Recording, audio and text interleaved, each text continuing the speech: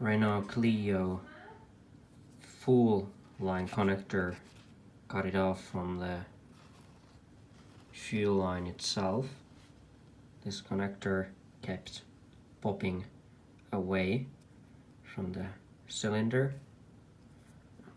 partly because of these clips are too wide. They're not anymore holding the line.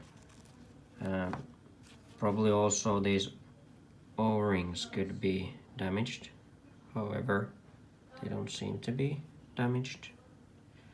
First I thought that the fuel line has a leak and cuts in there, but apparently there's an inner tube inside this softer hose.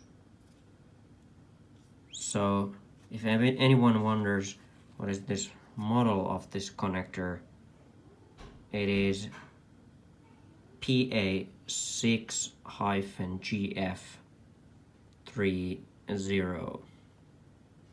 in case this can be found somewhere, sold separately. The next interesting thing is how to get this connector reattached to the fuel line itself, because it seems that this is somehow this is really hot. I would say it is somehow heated in there to be really tight fit. Let's see.